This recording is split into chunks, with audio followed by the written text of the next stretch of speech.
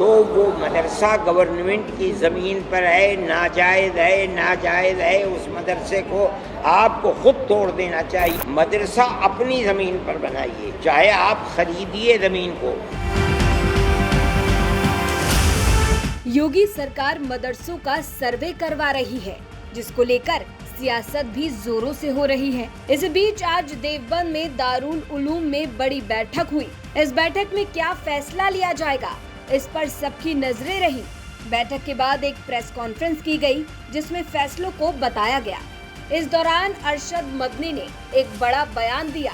मदनी ने कहा कि अगर सरकारी जमीन पर मदरसा बना है तो मुस्लिम भाइयों को खुद ही तोड़ देना चाहिए। आपको खुद तोड़ देना चाहिए अगर गवर्नमेंट तोड़ती है, उसका हक है। इसीलिए हमने आज कहा है मदरसा अपनी ज़मीन पर बनाइए, चाहे आप खरीदिए ज़मीन को या मैं अपनी ज़मीन को दान करता हूँ, देख लीजिए कि ये ज़मीन दान करने वाले की अपनी है या नहीं है।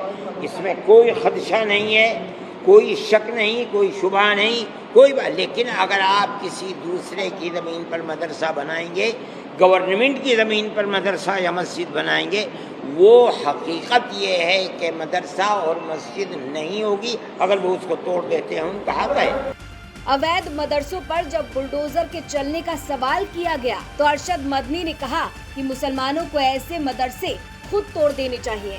उन्होंने आगे कहा कि अपनी ही जमीन पर मस्जिद या मदरसे का निर्माण किया जाना चाहिए। अगर किसी और की जमीन पर मस्जिद का निर्माण किया जाता है या फिर मदरसे का निर्माण किया जाता है तो ना ही वो मस्जिद रहती है और ना ही मदरसा रहता है। अवैध मदरसे क्या मतलब है?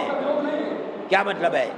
अगर वो ज़मीन मदरसों की ज़मीन नहीं है, अगर वो ज़मीन गवर्नमेंट की ज़मीन है और ये साबित हो जाए कि ये गवर्नमेंट की ज़मीन है, दूसरे ये कि 15 दिन पहले उन्होंने नोटिस दिया और मदरसे वाले उस सिलसिले के अंदर नहीं अपने कागज़ पेश कर सके, तोड़ दें वो दूसरे की ज़मीन। आज नहीं, ये इस्लाम हमारे धर्म और इस्लाम की चीज़ है। हम हमेशा यही कहते हैं, अगर मस्जिद आपकी जगह पर नहीं है, गवर्नमेंट की जगह पर है, वो मस्जिद नहीं है। मस्जिद जब होगी जब वो मस्जिद की जगह के ऊपर है। इसी तरह मदरसा अगर आप और मदरसे की जगह पर नहीं है, वो मदरसा नहीं है, जो मालिक है वो तोड़ देगा उसको। आपको बता दें कि यूपी में 10 सितंबर से मदरसों का सर्वे किया जा रहा है। इस बैठक के बाद इस सर्वे को समर्थन मिला, लेकिन मदनी के इस बयान की भी काफी चर्चा की जा रही है। इस खबर पर अपनी राय कमेंट बॉक्स में जरूर दें।